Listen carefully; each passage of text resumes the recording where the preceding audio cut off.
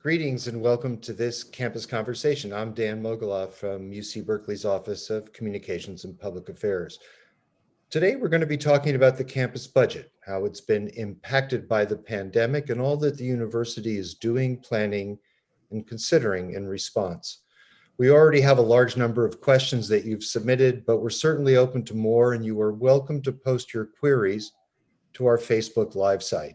I should note before I introduce today's panelists that any questions we don't get to, we will respond to on the Chief Financial Officer's website, that's cfo.berkeley.edu, where they will be maintaining an updated FAQ.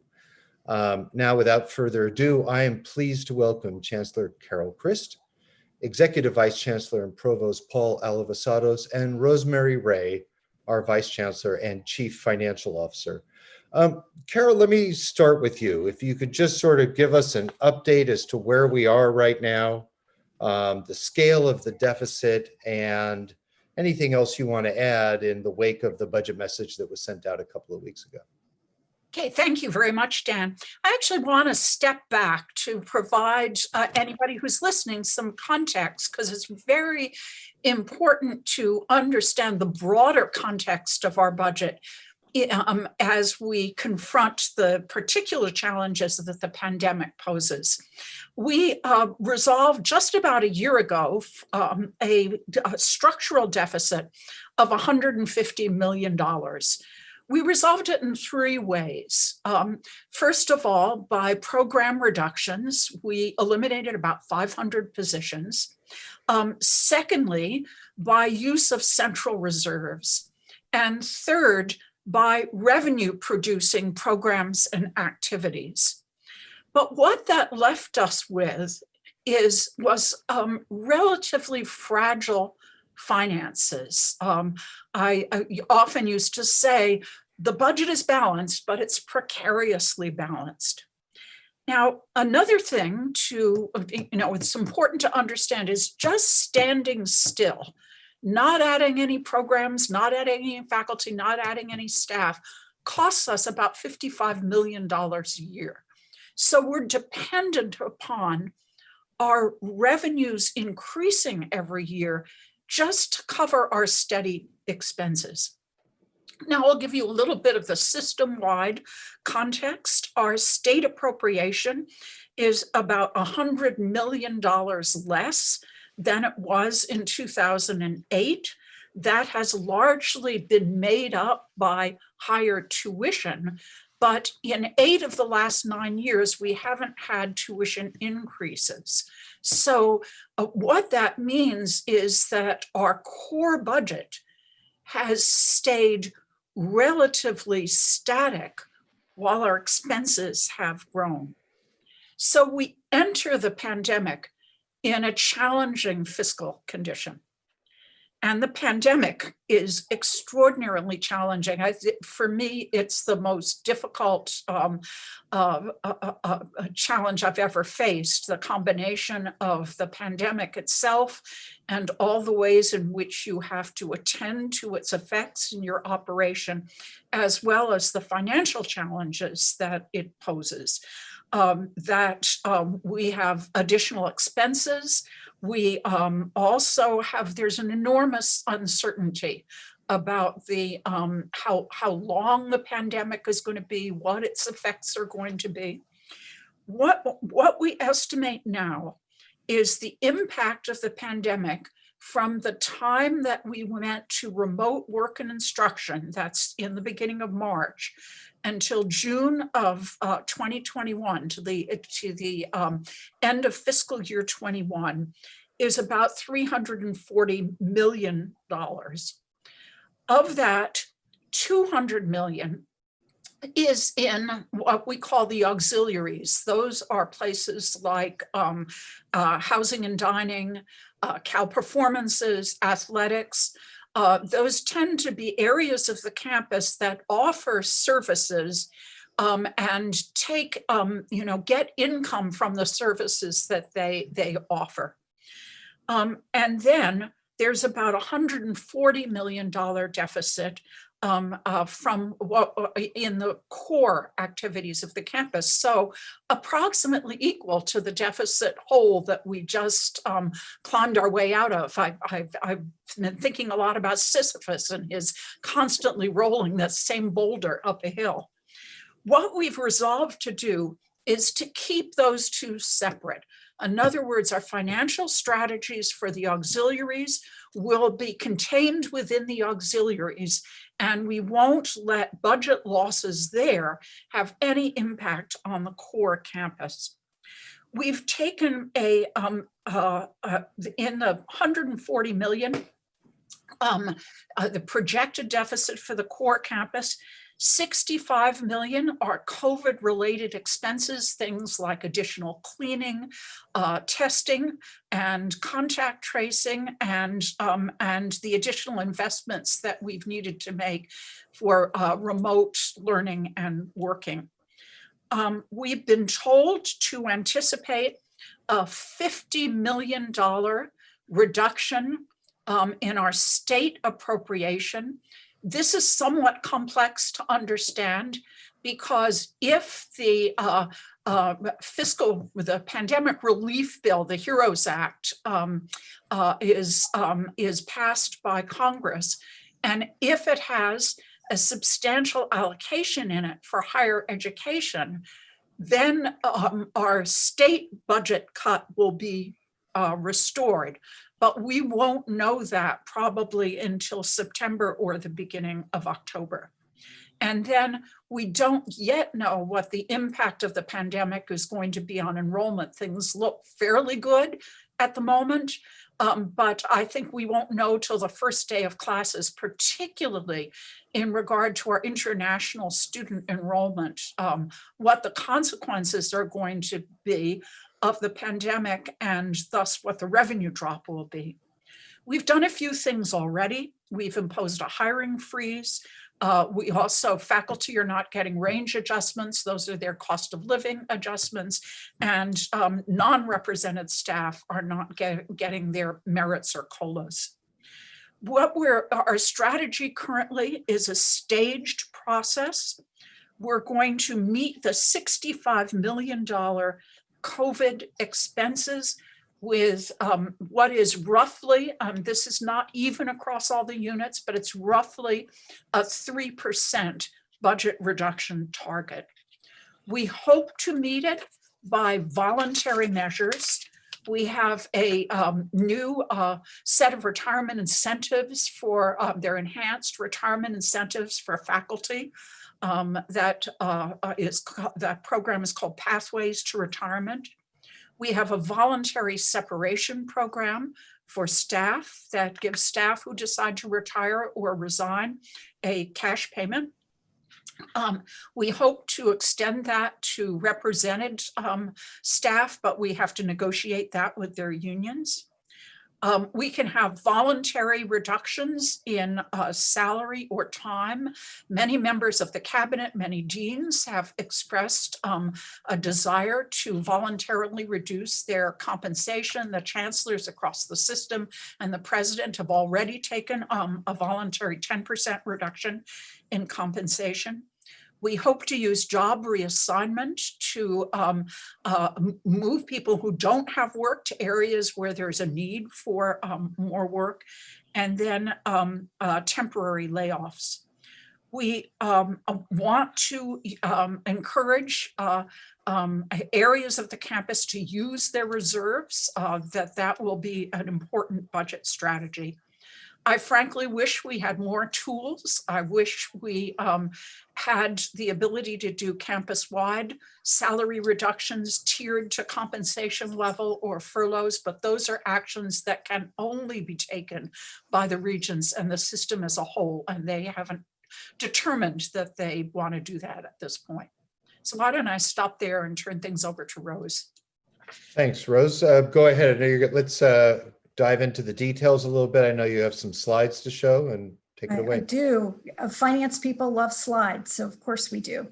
But before I do that, I do want to echo something that the chancellor began with, that there are some very distinct financial characteristics of COVID-19 that when we compare that to financial pressures that Berkeley has faced in the past, there are four very dramatic distinctions. The first is that multiple revenue streams are being affected at the same time.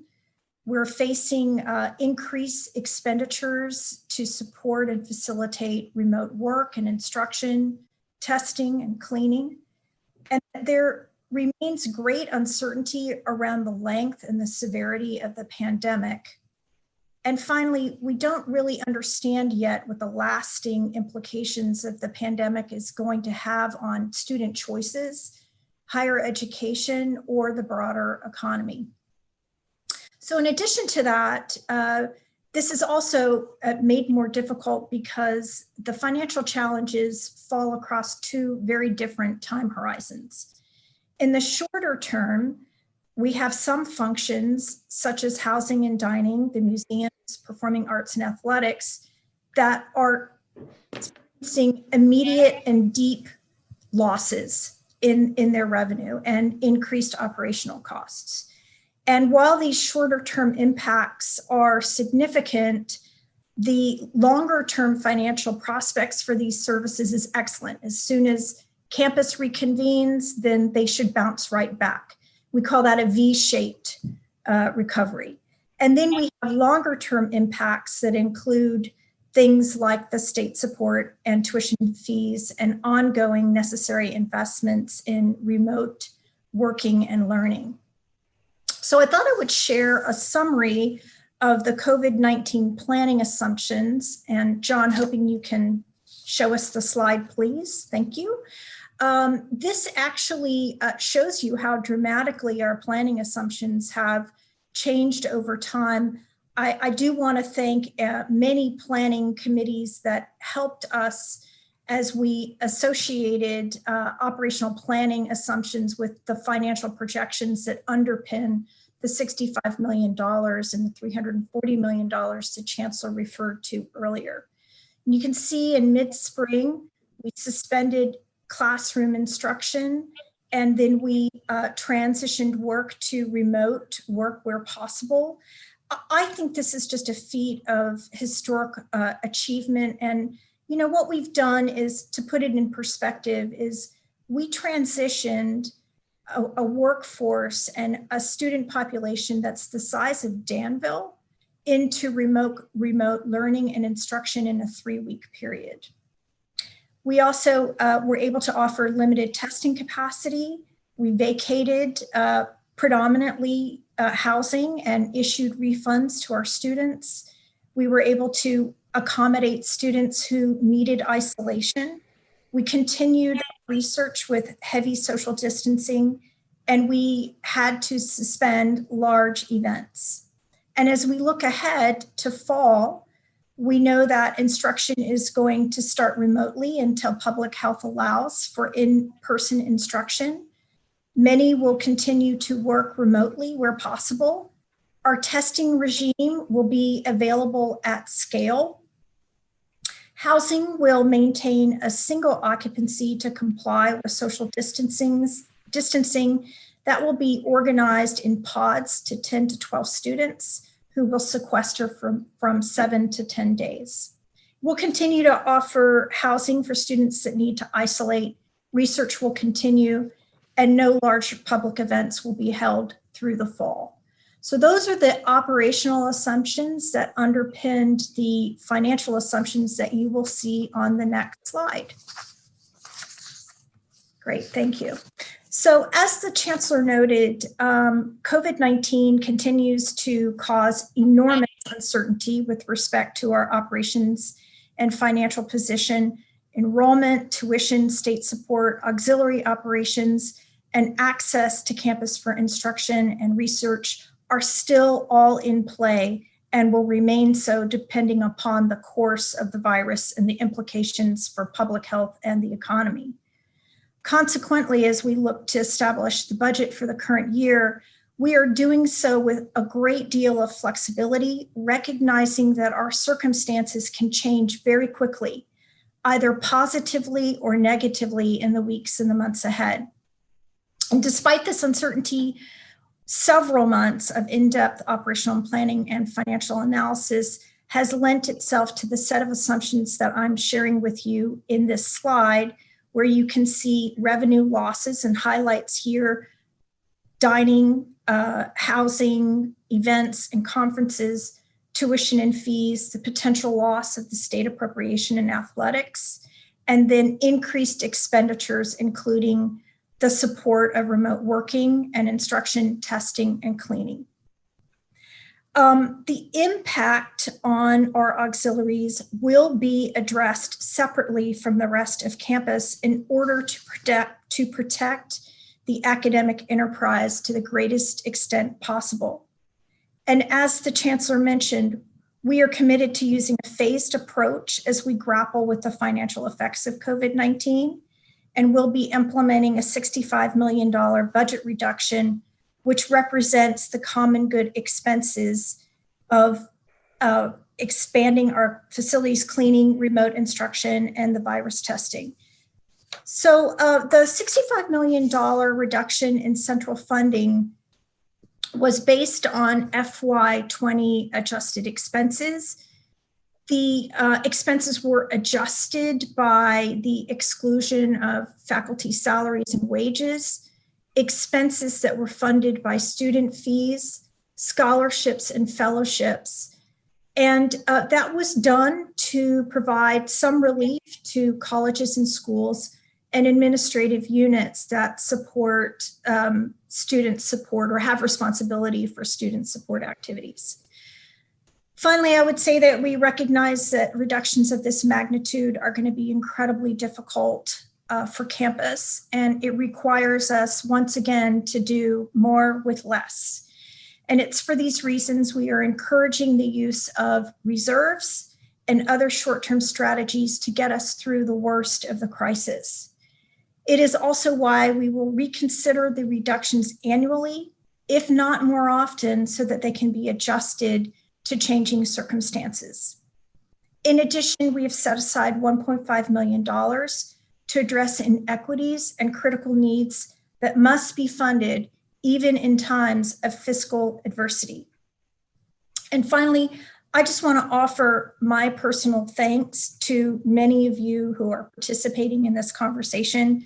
You have provided invaluable input over the last several months, a lot of hard work, and your contributions have certainly lent to a better and more equitable process that will serve the campus well in these difficult times.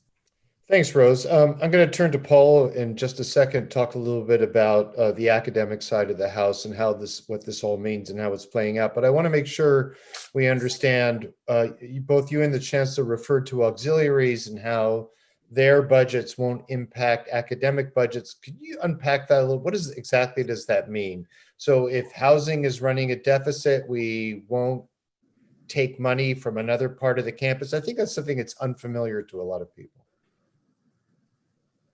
Rose? Oh, sure. I'm sorry. I wasn't sure if you were asking me or the Chancellor.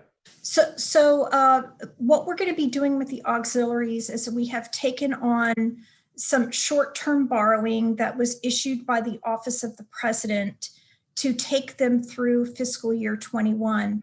We'll also be capitalizing on ending balances or reserves from prior years to, again, help us through this financial crisis in 21. And there is sufficient borrowing and ending balances, and there will in most likelihood also be a requirement for them to reduce their expenditures that then sort of walls off, if you will, that liability to the rest of the campus. Thanks. Paul, let me come to you and talk to us a little bit about the impact, the budgetary impact and forecasts insofar as the academic enterprise is concerned. And while you're at it, if you could segue into perhaps an answer to a question that just came in, which is how are we going to maintain our academic excellence?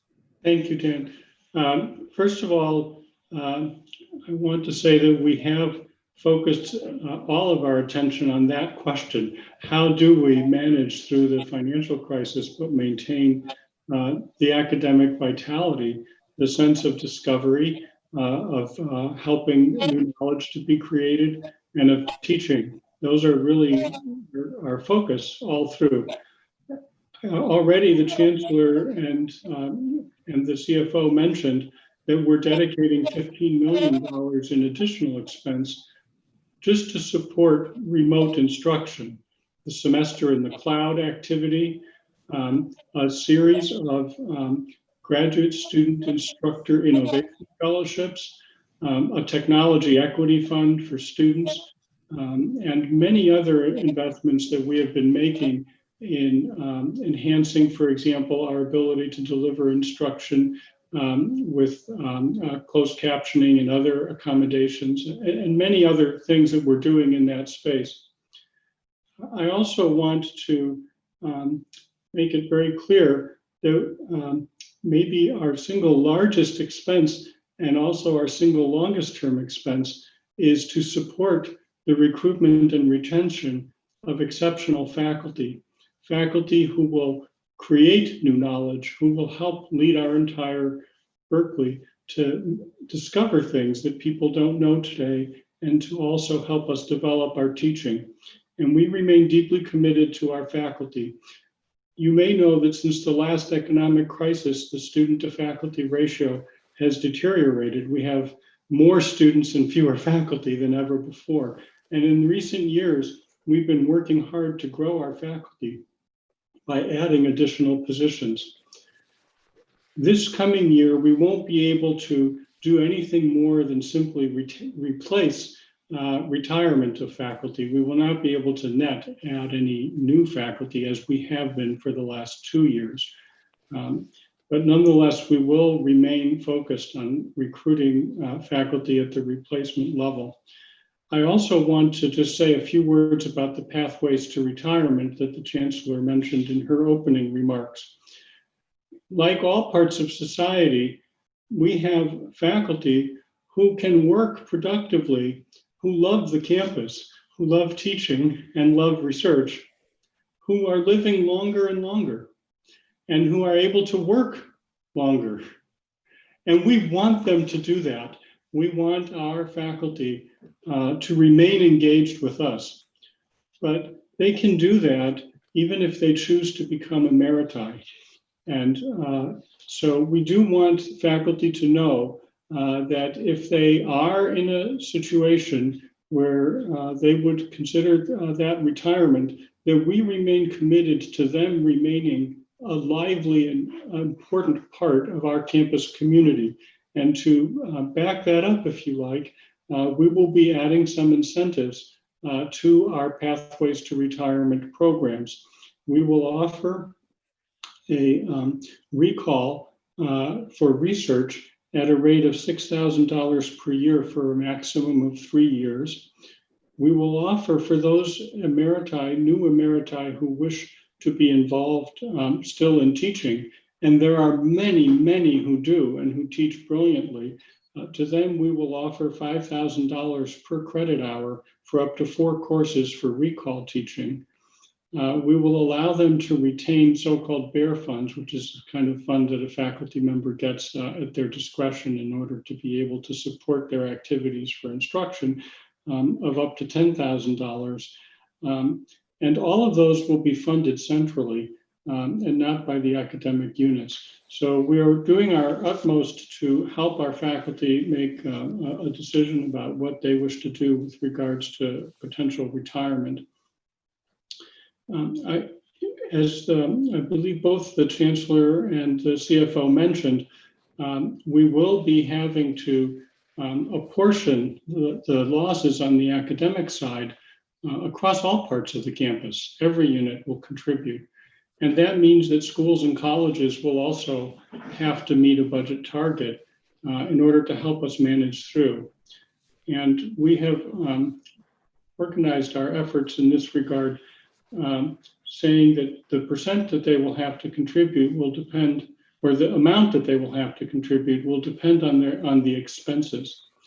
In the last few years, our schools and colleges have been working hard to develop additional revenues, whether they are things like concurrent enrollment, remote instruction classes, There may be activities like new kinds of master's and master's degrees, many other kinds of new revenues that come into the campus and have helped us overcome the recent budget deficit.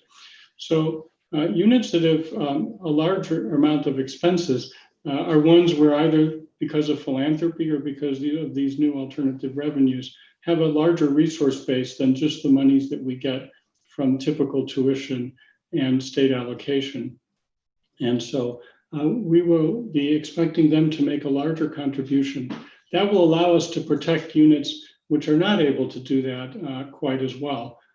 So we think that that is a more equitable way. I think, Dan, we all reflect continuously on the fact that the COVID crisis and the economic crisis has been an inequality amplifier in so many ways. We will do our best to try not to replicate that by using this methodology. Nonetheless, academic units will have to bear costs, and many of them have been through, well, we've all been through multiple years of, frankly, very harsh austerity. So this will not be easy for any of our schools and colleges.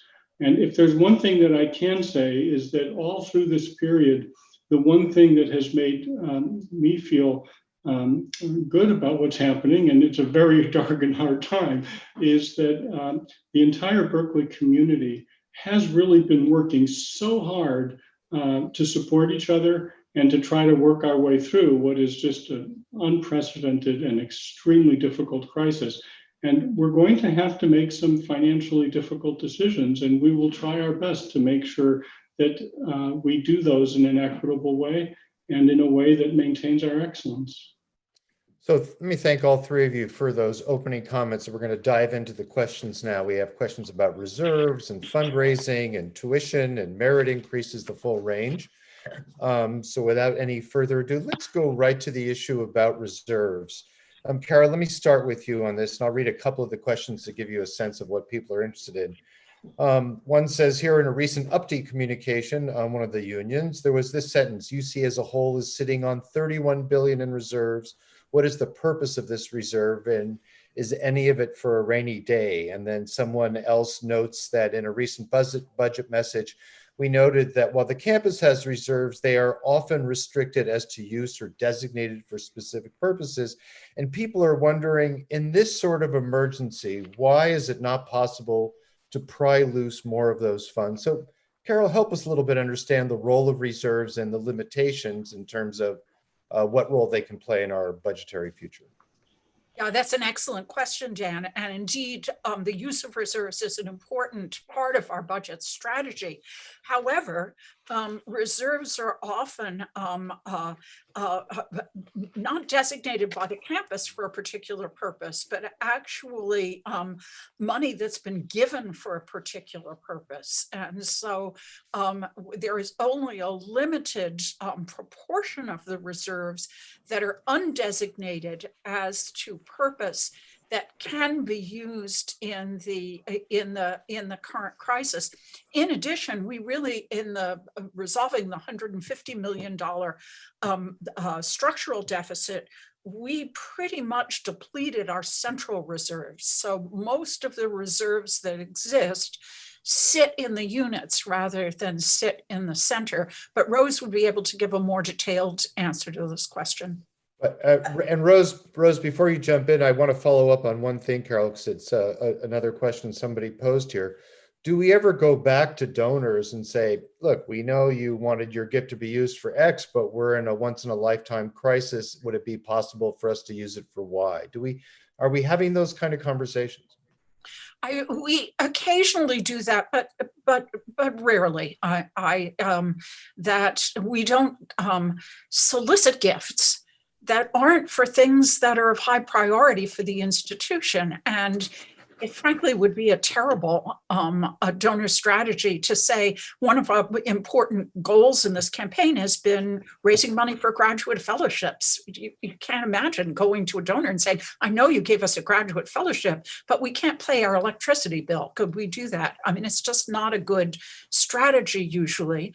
And it's not that we've been given the funds for trivial reasons. And if the donor is no longer with us, then we would have to go to court to achieve a redirection of funds. Understood, Rose. So let's go back to you now, just with if you want to add any more detail or perspective about the issues surrounding reserves. Yeah, it's a great question. I just to just put this in financial perspective, were you to look at our balance sheet, you would see that we have over $1 billion of reserves. But when you dig a little underneath that, what you find is that the majority of that has been either restricted by the donor, as Carol has already taken us through, or has been designated by a dean or a vice chancellor. The amount of available unrestricted balance that we have that we can apply to solving for COVID-19 is approximately $200 million.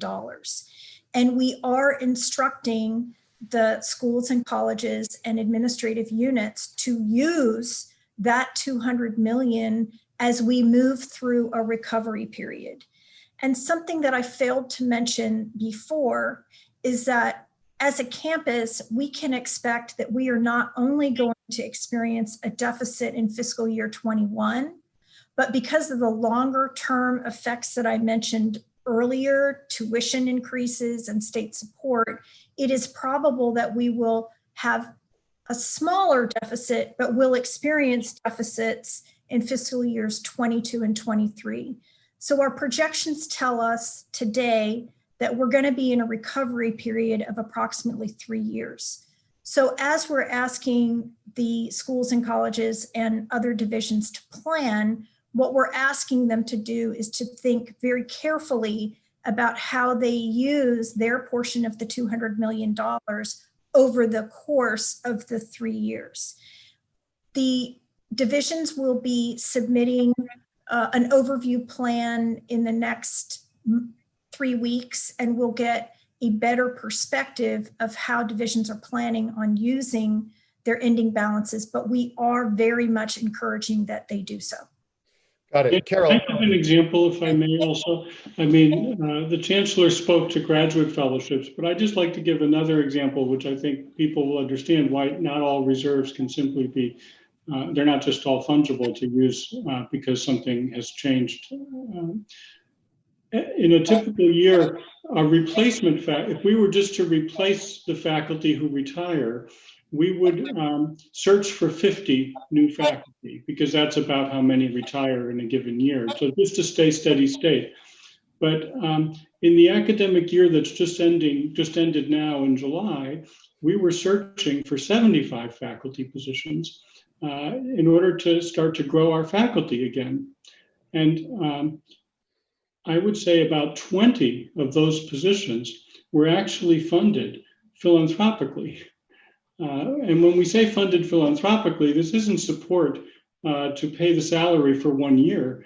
It's creation of an endowment that will support a faculty position in perpetuity. That's a very large amount of money to do that, to make an endowment of that kind, but it's a donor's commitment to the long-term future of the university.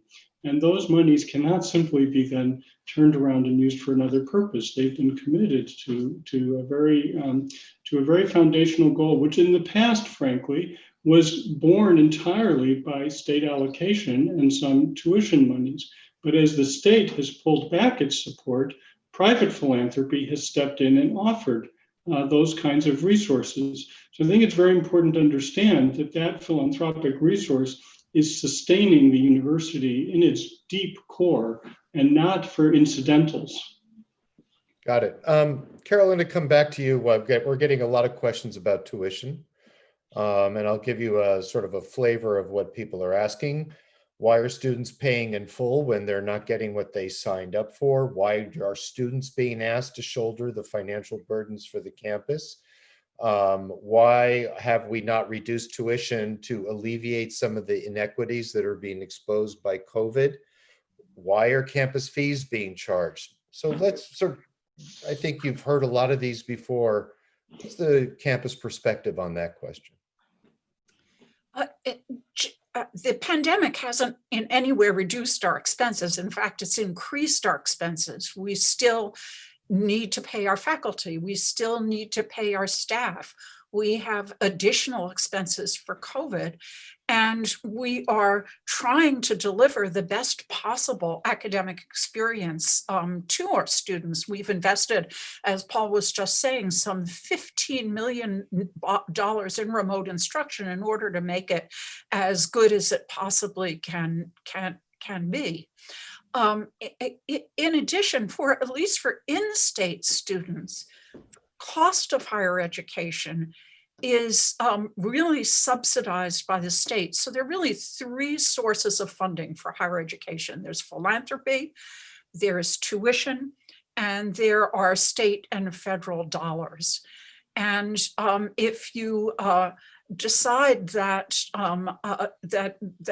the tuition should be reduced, you have to find those dollars somewhere else. And frankly, the capacity just doesn't exist in the university currently. And I believe that students are getting the educational experience that they that they contracted for, the credits, the prestige of a Berkeley degree, the wonderfulness of the Berkeley faculty.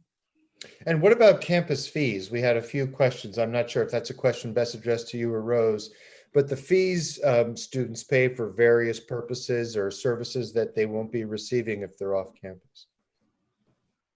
Well, many of the fees, first of all, are delivered, many of the services are delivered remotely, but the campus fees are fees that the students themselves voted to impose. Some of them, like the long-term debt for the improvements on Lower Sproul Plaza, for example, are exactly that, a commitment to long-term debt, so that the fees either apply to services that still exist for the students or are were voted on as long-term obligations. The students themselves voted them.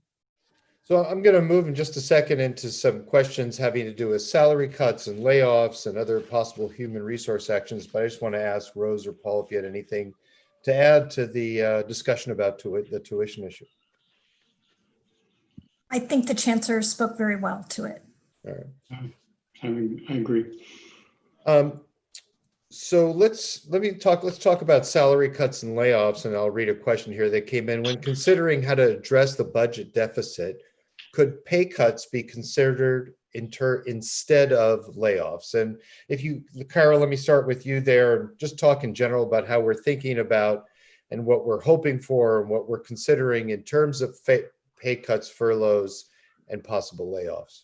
Yeah, thank you, Dan. As I said in my opening remarks, I think the best strategy would be either a pay cut, mandatory pay cut, or furlough program. We do not have the power to do that as a campus. We can only at this point use voluntary measures. So yes, I think pay cuts or furloughs are preferable to layoffs, but we have to wait for the system to take action on that. So is it safe to say then, Carol, that we've done everything that we can unilaterally in that regard to date? We are doing everything that we can in terms of the measures that we have access to unilaterally, but there are some things we can't do unilaterally. And should we not also mention, though, that it is possible, and we will have programs for those who are willing and able to support Berkeley during this time, to either make a voluntary reduction in time or a voluntary reduction in their salary rate, or to make a voluntary donation. And each one of those is possible. They have different ramifications, and individuals need to consider how they would how that would impact them, their taxes, their retirement, many other things, as well as all of their personal circumstances. But staff and faculty and others who wish to contribute in that way may do so.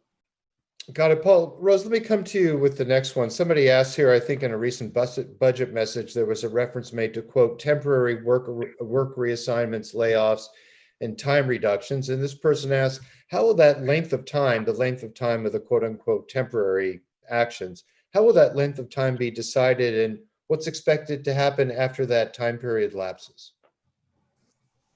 Carol, you may want to weigh in here, but we are dictated by policy. Temporary layoffs can only last, it's my understanding, can last 4 months of duration. So there are some policy constraints around that. I will say, Dan, just to back up for a second, that I haven't been part of any conversation with anyone in leadership or government groups, student government groups, or staff groups that haven't expressed an explicit desire to save and preserve as many jobs as possible.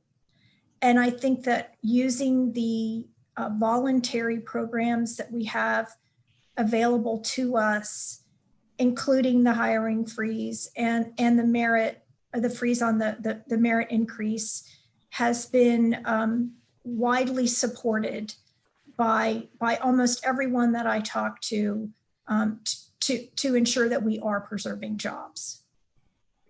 Got it. Let me move on now. So another question from staff. Staff have been required, this person states, required to shrink over the past couple of years, and the expected output is always the same with less people. What will you do? And I'm going to put this out to Carol and to Paul. What will you do to boost staff morale and lower expectations to a realistic standard? Carol, let me start with you on that one.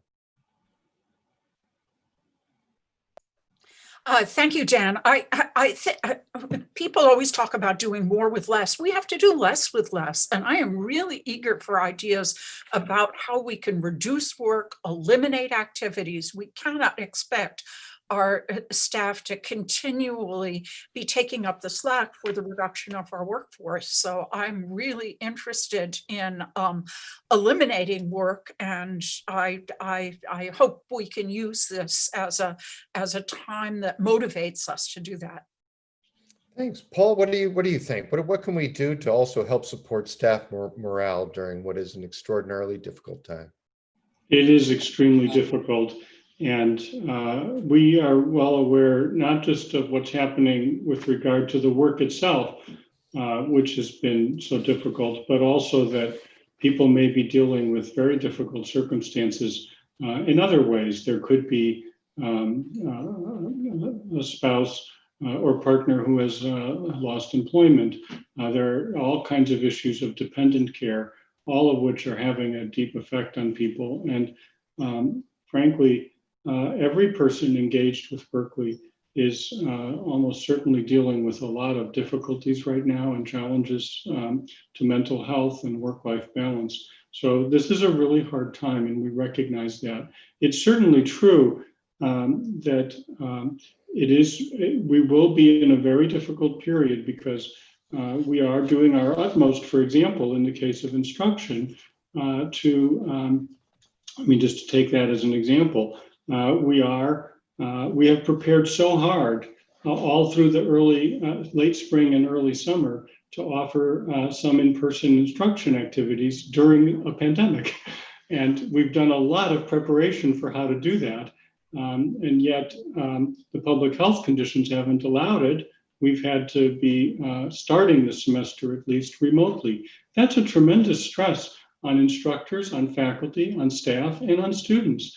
And so I guess, Dan, I'm sorry to say at the moment, I think we're in at least for the time being, in a period where we are, unfortunately, just because of all the unusual stresses, we're all having to try to support each other to work our way through it. I do think that many of our revenues will return. And as Rosemary, the CFO, said a little while ago, many of those financial losses will recover, but some may not. And we will be having to examine very carefully how we can do less with less, as the Chancellor said. It's not easy to do that, but we can do our utmost, and that's what we'll have to try and do. Thank you, Paul. I'm going to stay here with the overarching issue of how we allocate funds, and I'll give you all a couple of questions that sort of touch on that. There's a lot of concern that the questions coming in about inequities. about how we're going to continue to support what one person refers to as precarious students, students from disadvantaged backgrounds, students with disabilities. So let me ask each of you to talk about how you think about this, about the extent to which services may be hindered for some of these populations, or conversely, investments we're making to support equity and to support these parts of our campus community. Carol, can I start with you on that front? Yes, we're trying to apply an equity lens to all of our decision making. I've been so inspired by the number of our donors who have come forward to give really generous gifts to emergency financial aid for students. We had $1 million challenge grant for that just a little while ago. I believe that we've met the challenge. So we've had incredible support from our donor community. And we're also trying to, for example, giving priority in campus housing for those students whose home circumstances really don't provide the best environment for remote learning. So we're trying ourselves to apply an equity lens to the choices that we're making and being particularly mindful of the kinds of support that first generation students, underrepresented students need in a time that's extraordinarily challenging for everybody. So Rose, let me come to you. Rose, does that mean that budgets, for example, for our disabled student program are being protected? And are there investments that we're making on the equity front in terms of hard, cold cash? Well, I would say that, let me begin by saying that we've already initiated some programs that I think support support our students that may need additional help. We have a laptop program that was implemented. We're being very careful to leverage federal funding through the CARES Act for students that need additional support.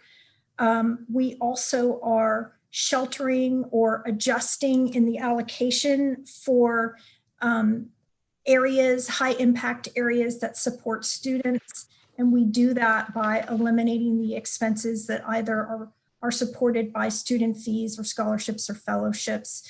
So there is an ongoing commitment to doing that. We also, as I mentioned earlier, have set aside $1.5 million to direct towards this area as we move through the budget process.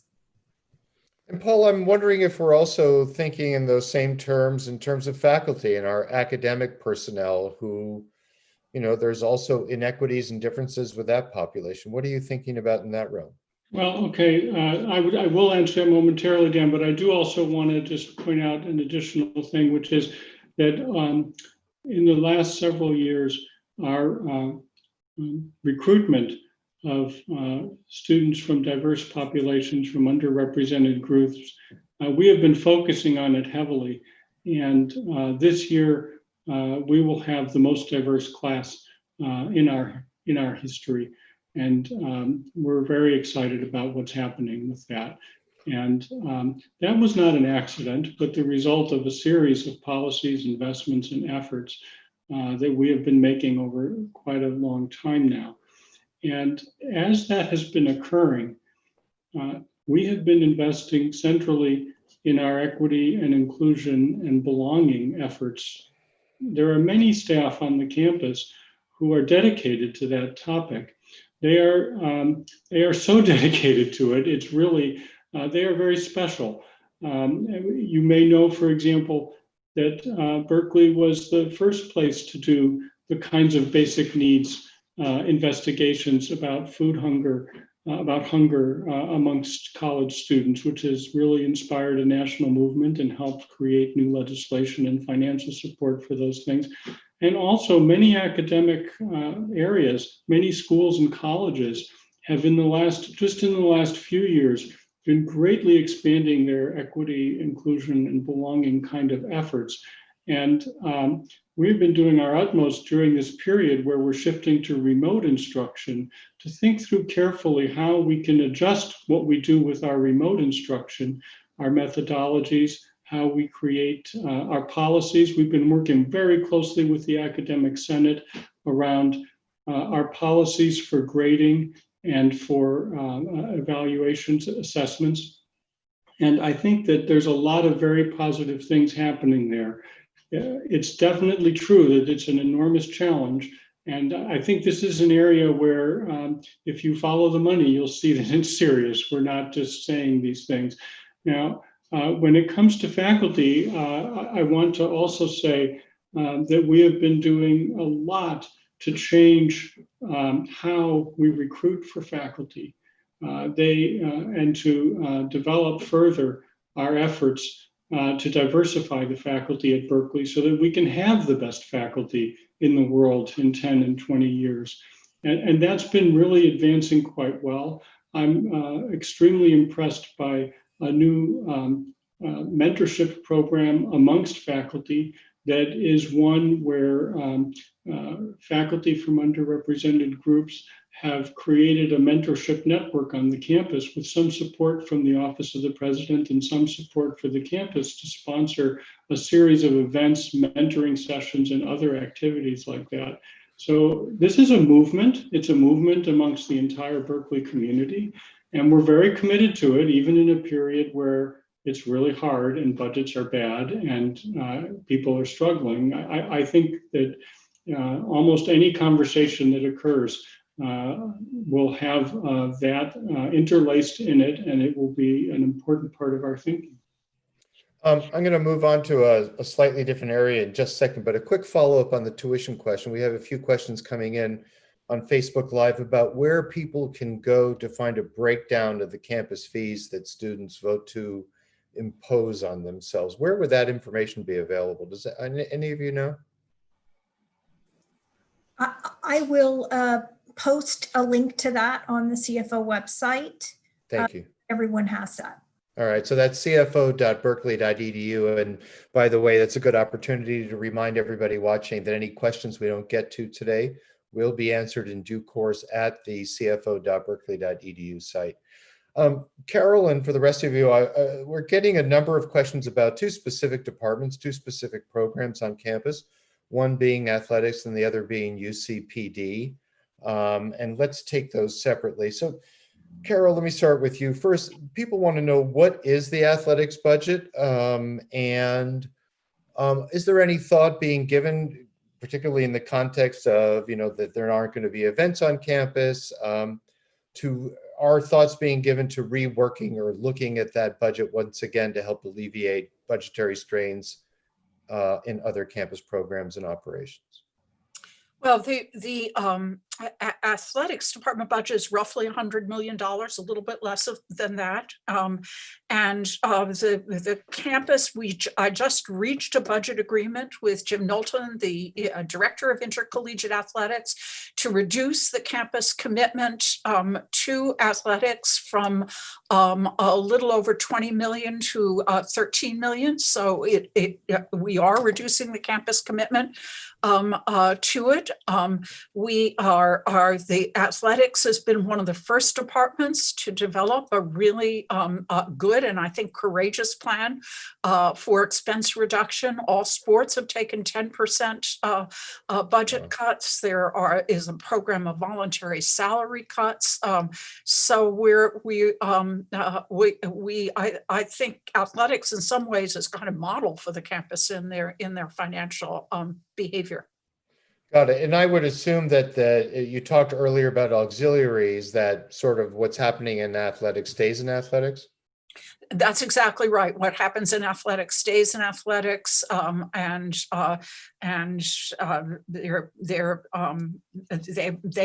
have some resources that they're using to get them over what is a period of great challenge for them, given the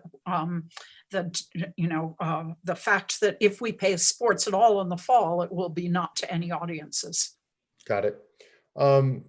Let's move over to UCPD. A lot of questions about UCPD, not surprising given the scrutiny, the national scrutiny of law enforcement and policing and the amount of resources, public resources that are dedicated to that. Carol, can you talk to us a little bit about what our plans are? Do we intend to reduce, increase, keep in a steady state the UCPD budget? Are we rethinking things, not just because of racial justice, but also because of fiscal and financial realities in terms of UCPD? Thank you, Dan, for that question. I've already made an announcement to the campus that we're moving a number of functions out of UCPD that had been there. That would have the effect of reducing their budget, although it doesn't really. I mean, the functions are going to take the same amount of money when they're moved. I think the most consequential move that we're considering is that it's not that we're just considering it, that I've committed to doing it, is standing up a team of mental health professionals that'll be first responders in wellness checks and in mental health emergencies. That's a way of shifting resources, I think, to a more appropriate kind of resource.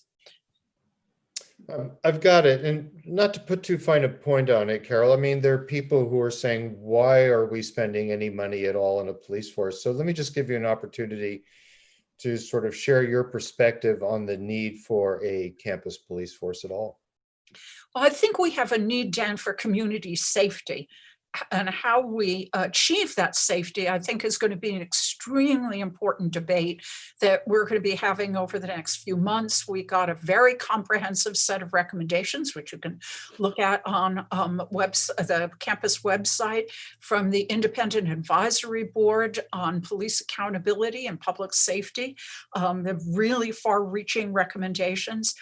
If we didn't have a function of public safety on the campus, however you imagine that, then the city of Berkeley would be responsible for, the city of Berkeley Police Department would be responsible for public safety on the campus.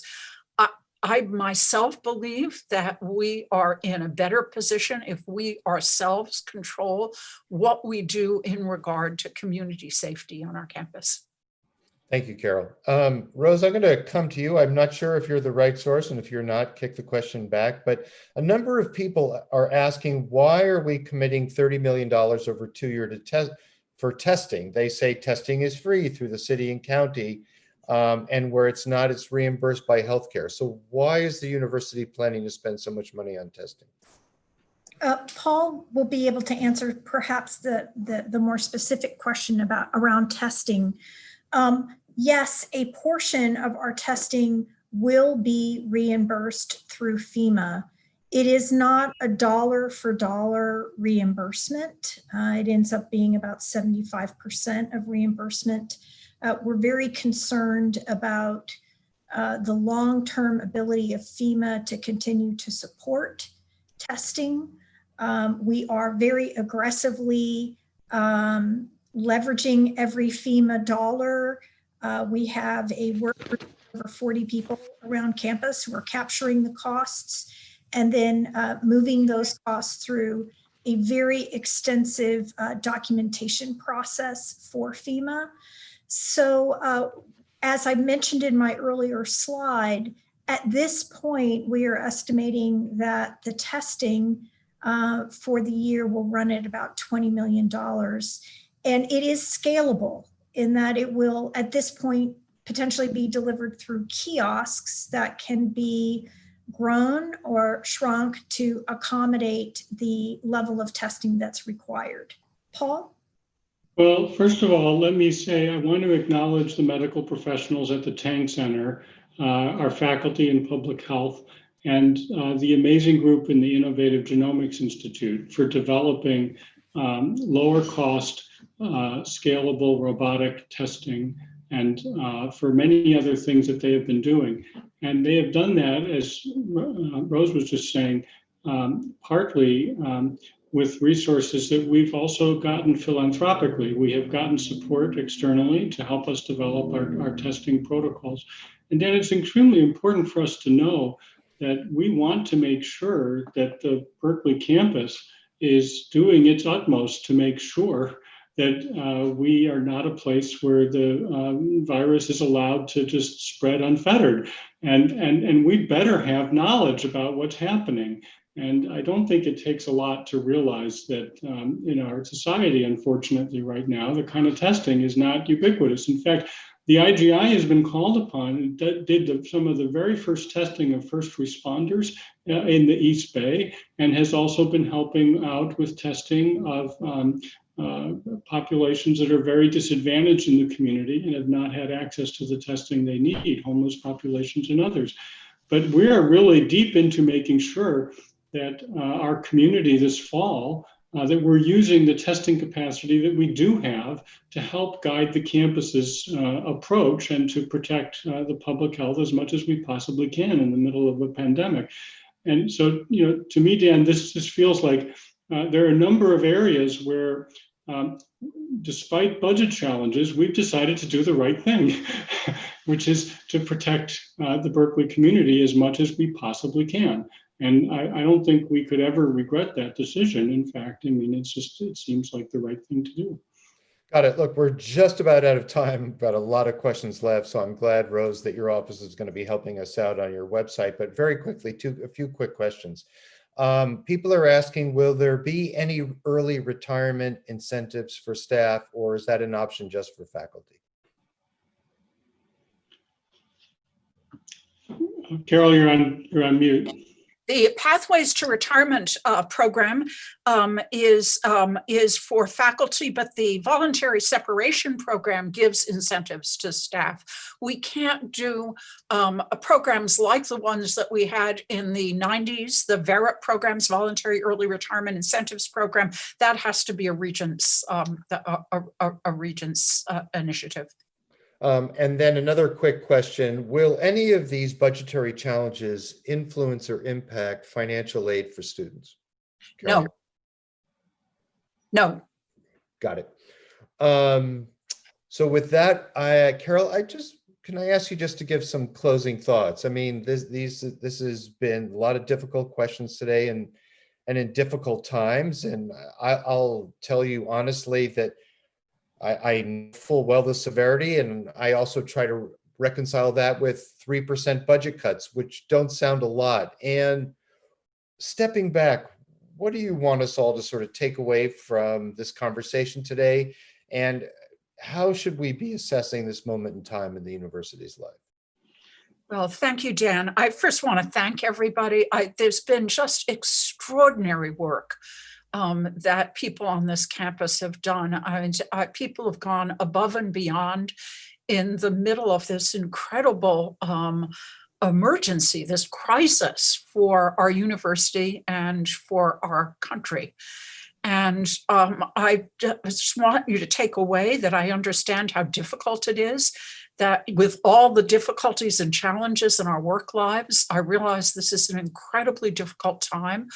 I don't know of any time more difficult in my lived life as this one. We're undergoing a triple crisis, the crisis of the pandemic, the financial crisis that it has set off, and then also a kind of urgent crisis of social justice and systemic racism. So I just want to say how thankful I am for the community and your work helping us with these incredible challenges, and want to give my sympathy to you because I know this is a hard time for everybody. Thank you, Carol. Thanks for your time and energies today. And the same to you, Rose, and to Paul. Thanks to everyone who joined us today. I understand that there were many questions we didn't get to. And again, we're going to be doing our best to post answers to those questions as quickly as possible at a FAQ that'll be constantly updated at cfo.berkeley.edu. And with that, I wish you all a great weekend. Safe, be well, and please keep your distance. Thanks for joining us.